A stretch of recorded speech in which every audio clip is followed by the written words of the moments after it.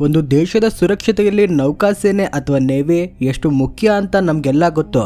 ಆದ್ರೆ ಈ ನೇವಿಯ ನಿಜವಾದ ಶಕ್ತಿ ಸಮುದ್ರದ ಮಧ್ಯೆ ತಿಂಗಳುಗಟ್ಟಲೆ ತೇಲೋ ದೊಡ್ಡ ದೊಡ್ಡ ಏರ್ಕ್ರಾಫ್ಟ್ ಕ್ಯಾರಿಯರ್ ಅಂದ್ರೆ ಯುದ್ಧ ನೌಕೆ ಹಡಗುಗಳಲ್ಲಿ ಇರುತ್ತೆ.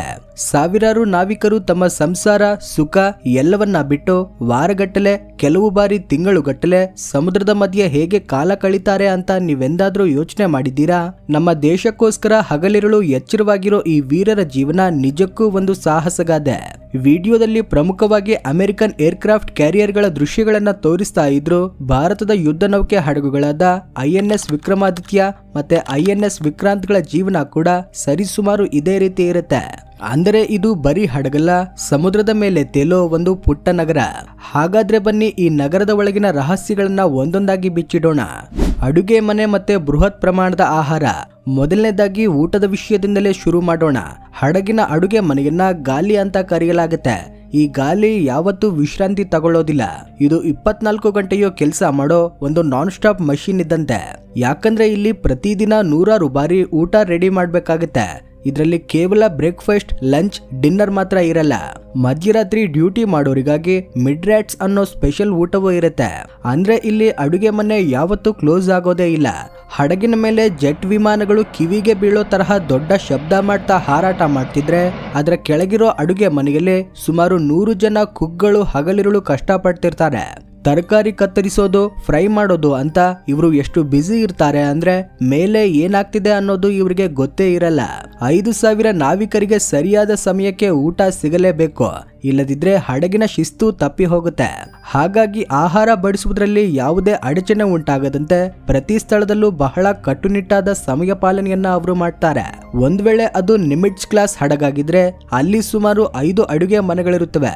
ಆದ್ರೆ ಇತ್ತೀಚಿನ ಹೊಸ ಫೋರ್ಡ್ ಕ್ಲಾಸ್ ಹಡಗುಗಳಲ್ಲಿ ಕೇವಲ 2 ದೊಡ್ಡ ಅಡುಗೆ ಮನೆಗಳನ್ನ ಮಾತ್ರ ನಿರ್ಮಿಸಲಾಗಿದೆ.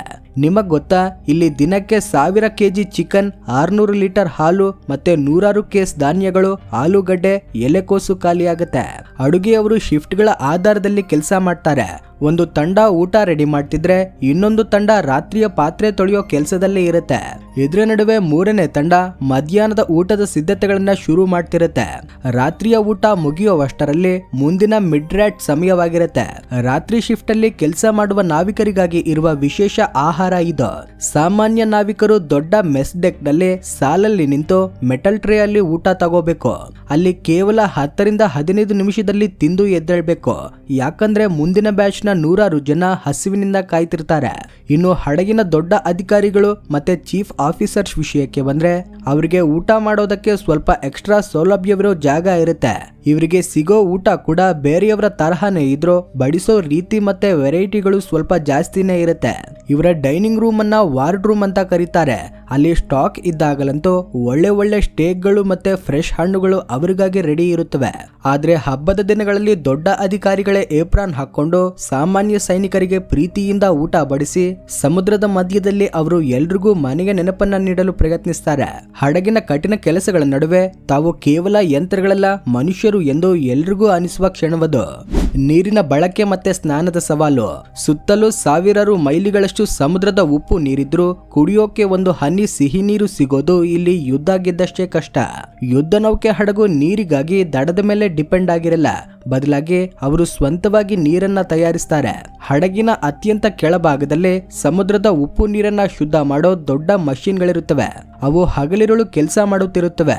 ಪ್ರತಿದಿನ 4 ಲಕ್ಷ ಗ್ಯಾಲನ್ ನೀರು ರೆಡಿಯಾದ್ರೂ ಪ್ರತಿ ನಾವಿಕನು ಅದನ್ನ ಚಿನ್ನದಂತೆ ಬಳಸಬೇಕು. ಇಲ್ಲಿ ದಿನಕ್ಕೆ ಎಷ್ಟು ಲೀಟರ್ ನೀರು ರೆಡಿ ಆಗುತ್ತೆ ಅಂದ್ರೆ ಒಂದು ದೊಡ್ಡ ಒಲಿಂಪಿಕ್ ಸ್ವಿಮ್ಮಿಂಗ್ ಪೂಲ್ ನ ಅರ್ಧದಷ್ಟು ಭಾಗವನ್ನ ಈ ನೀರಿನಿಂದಲೇ ತುಂಬಿಸಬಹುದು. ಹಡಗಿನ ಪ್ರತಿಯೊಂದು ಕೆಲಸಕ್ಕೂ ಇದೇ ನೀರು ಬೇಕು. ಅಡುಗೆ ಮಾಡೋಕೆ, ಕುಡಿಯೋಕೆ, ಸ್ನಾನಕ್ಕೆ, ಬಟ್ಟೆ ತೊಳೆಯೋಕೆ. ಅಷ್ಟೇ ಯಾಕೆ, ದೊಡ್ಡ ಮೆಷಿನ್ ಗಳನ್ನ ತಣ್ಣಗಾಗಿಸೋಕು ಕೂಡ ಇದೇ ನೀರನ್ನ ಬಳಸ್ತಾರೆ. ಇಷ್ಟೊಂದು ನೀರು ರೆಡಿ ಆದ್ರೂ ಕೂಡ ಪ್ರತಿಯೊಬ್ಬ ನಾವಿಕನಿಗೂ ಆ ನೀರನ್ನ ಎಷ್ಟು ಜಾಗರೂಕತೆಯಿಂದ ಬಳಸಬೇಕು ಅಂತ ಚೆನ್ನಾಗಿ ಗೊತ್ತಿರುತ್ತೆ. ಯಾಕಂದ್ರೆ ಅಪ್ಪಿತಪ್ಪಿ ನೀರು ಶುದ್ಧಿ ಮಾಡೋ ಮೆಷಿನ್ ಏನಾದ್ರೂ ಕೆಟ್ಟು ಹೋದ್ರೆ ತಕ್ಷಣ ನೀರಿನ ಬಳಕೆಯನ್ನ ನಿಲ್ಲಿಸಬೇಕಾಗತ್ತೆ. ಇಂಥ ಸಮಯದಲ್ಲಿ ದಿನಗಟ್ಟಲೆ ನೀರಿನ ಮೇಲೆ ಕಟ್ಟುನಿಟ್ಟಾದ ರೂಲ್ಸ್ ಹಾಕ್ತಾರೆ. ಆಗ ಸ್ನಾನ ಮಾಡೋ ಸಮಯವನ್ನ ಕಮ್ಮಿ ಮಾಡೋದು ಮಾತ್ರವಲ್ಲ, ಹನಿ ನೀರಿಗೂ ಕೂಡ ಪರದಾಡೋ ಪರಿಸ್ಥಿತಿ ಬರುತ್ತೆ. ಇಲ್ಲಿ ಪ್ರತಿಯೊಬ್ಬ ನಾವಿಕನು ನೇವಿ ಶವರ್ ಅನ್ನೋ ಟ್ರಿಕ್ ಕಲಿತುಕೊಂಡಿರ್ತಾನೆ. ಅದು ಹೇಗೆಂದ್ರೆ ಮೊದಲು ಕೆಲ ಸೆಕೆಂಡ್ಗಳು ನಲ್ಲಿ ಆನ್ ಮಾಡಿ ಒದ್ದೆ ಮಾಡ್ಕೊಂಡು ತಕ್ಷಣ ಆಫ್ ಮಾಡಬೇಕು. ಆಮೇಲೆ ಸೋಪು ಹಚ್ಕೊಂಡು ಮತ್ತೆ ನಲ್ಲಿ ಆನ್ ಮಾಡಿ ಕೇವಲ 4 ನಿಮಿಷದೊಳಗಡೆ ಸ್ನಾನ ಮಾಡಿ ಹೊರಬರ್ಬೇಕು. ಅಲ್ಲಿ ಪ್ರೈವಸಿ ಅನ್ನೋದು ಇರಲ್ಲ. ಅಲ್ಲಿ ಪ್ಲಾಸ್ಟಿಕ್ ಪರದೆಗಳಿರೋ ಸಣ್ಣ ಶವರ್ ಸ್ಟಾಲ್ಗಳಿರುತ್ತವೆ.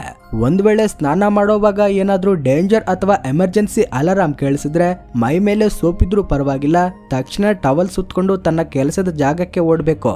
ಇಲ್ಲಿ ನೀರಂದ್ರೆ ಸುಖವಲ್ಲ, ಅದೊಂದು ಬದುಕು. ನಿದ್ದೆ ಮತ್ತು ವಾಸದ ಜಾಗ. ಇನ್ನು ಎಲ್ಲರೂ ಕುತೂಹಲದಿಂದ ಕಾಯ್ತಿರೋ ವಿಷಯ ಅಂದ್ರೆ ಅದು ನಾವಿಕರ ನಿದ್ದೆ. ಕಠಿಣ ಕೆಲಸ ಮುಗಿಸಿ ಸುಸ್ತಾಗಿ ಬಂದ ಇವರು ಹೋಗೋದು ತಮ್ಮ ಬರ್ತಿಂಗ್ ಕಂಪಾರ್ಟ್ಮೆಂಟ್ಗಳಿಗೆ. ಸಮುದ್ರದ ಮಧ್ಯೆ ಇವರಿಗೆ ಇದೇ ಮನೆ. ಇಲ್ಲಿ ಕಬ್ಬಿಣದ ಇಕ್ಕಟ್ಟಿನ ಗಲ್ಲಿಗಳಲ್ಲಿ 3 ಅಂತಸ್ತಿನ ಬೆಡ್ಗಳನ್ನ ಜೋಡಿಸಿರ್ತಾರೆ. ಇವನ್ನ ರ್ಯಾಕ್ಗಳು ಅಂತ ಕರೀತಾರೆ. ಈ ಬೆಡ್ಗಳು ಎಷ್ಟು ಚಿಕ್ಕದಿರುತ್ತೆ ಅಂದ್ರೆ ಮಲಗಿದ ಮೇಲೆ ನಿಮ್ಮ ತಲೆಯ ಮೇಲೆ ಕೇವಲ ಅರ್ಧ ಮೀಟರ್ ಜಾಗ ಕೂಡ ಇರಲ್ಲ. ಅಲ್ಲಿ ನೆಟ್ಟಗೆ ಕೂರೋಕ್ಕೂ ಆಗಲ್ಲ, ಬರೀ ಮಲಗಬಹುದು ಅಷ್ಟೇ. ಸುತ್ತಲೂ ಎಷ್ಟೇ ಗದ್ದಲ ಇದ್ರೂ ಒಂದು ಸಣ್ಣ ಪರದೆ ಎಳ್ಕೊಂಡು ಹೇಗೋ ನಿದ್ದೆ ಮಾಡೋಕೆ ಇವರು ಟ್ರೈ ಮಾಡ್ತಾರೆ. ವಿಶೇಷವೆಂದ್ರೆ ಈ ಬೆಡ್ನ ಕೆಳಗಿರೋ ಸಣ್ಣ ಜಾಗದಲ್ಲೇ ಇವರ ಇಡೀ ಪ್ರಪಂಚ ಇರುತ್ತೆ. ಮನೆಯಿಂದ ಬಂದಿರೋ ಪತ್ರಗಳು, ಸಣ್ಣ ಪುಟ್ಟ ತಿಂಡಿಗಳು ಮತ್ತೆ ಫ್ಯಾಮಿಲಿ ಫೋಟೋಗಳನ್ನ ಅಲ್ಲೇ ಇಟ್ಕೊಳ್ತಾರೆ. ಪಕ್ಕದಲ್ಲೇ ಯೂನಿಫಾರ್ಮ್ ಹಾಕೋಕೆ ಒಂದು ಪುಟ್ಟ ಲಾಕರ್ ಇರುತ್ತೆ. ಇಲ್ಲಿ ಒಬ್ಬ ನಿದ್ದೆಯಿಂದ ಎದ್ದು ಹೋದ್ರೆ ಮಗದೊಬ್ಬ ಕೆಲಸ ಮುಗಿಸಿ ಅದೇ ಬೆಡ್ಗೆ ಬರ್ತಾನೆ. ಹಡಗಿನ ಎಂಜಿನ್ ಸದ್ದು, ಪೈಪ್ಗಳ ಇರಬಲದ ನಡುವೆ ಕಣ್ಣಿಗೆ ಆರಾಮ ಸಿಗಲಿ ಅಂತ ರಾತ್ರಿ ವೇಳೆ ಕೆಂಪು ಲೈಟ್ ಗಳನ್ನ ಬಳಸ್ತಾರೆ. ಇಲ್ಲಿ ರ್ಯಾಕ್ ಮೇಲೆ ಮಲಗೋ ಜಾಗ ನಿರ್ಧಾರ ಆಗತ್ತೆ. ಸಾಮಾನ್ಯ ನಾವಿಕರು 60 ಜನ ಇರೋ ದೊಡ್ಡ ರೂಮ್ ನಲ್ಲಿ ಮಲಗಿದ್ರೆ ಅಧಿಕಾರಿಗಳಿಗೆ 8 ಅಥವಾ 4 ಜನ ಇರೋ ಸಣ್ಣ ರೂಮ್ ಸಿಗುತ್ತೆ. ಹಡಗಿನ ಕ್ಯಾಪ್ಟನ್ಗೆ ಮಾತ್ರ ಸ್ವಂತ ರೂಮ್ ಇರುತ್ತೆ. ಆದ್ರೆ ರ್ಯಾಕ್ ಯಾವುದಾದ್ರೂ ಮಲಗೋ ರೀತಿ ಮಾತ್ರ ಒಂದೇ. ಬೆಡ್ ಹತ್ತೋದು, ಪರದೆ ಎಳೆಯೋದು ಮತ್ತೆ ಹೊರಗಿನ ಪ್ರಪಂಚ ಮರೆತು ನಿದ್ದೆಗೆ ಜಾರೋದು. ಕೆಲಸದ ಲೂಪ್ ಮತ್ತು ಶಿಸ್ತು. ಈ ಹಡಗಲ್ಲಿ ವಿಶ್ರಾಂತಿ ಅನ್ನೋದು ತುಂಬಾ ಕಡಿಮೆ. ಊಟ, ಸ್ನಾನ, ಕೆಲಸ ಇದೊಂದು ಮುಗಿಯದ ಲೂಪ್ ತರಹ ಇರುತ್ತೆ. ಇಲ್ಲಿ ನಮಗಿರೋ ಹಾಗೆ ಶನಿವಾರ ಭಾನುವಾರ ರಜೆ ಇರಲ್ಲ. ಹಡಗು ಯಾವಾಗ್ಲೂ ಚಲಿಸ್ತಾನೆ ಇರಬೇಕು. ಕೆಲವೊಮ್ಮೆ 12 ಗಂಟೆ ಕೆಲಸ ಮಾಡಿದ್ರೆ 6 ಗಂಟೆ ಆಫ್ ಇರುತ್ತೆ.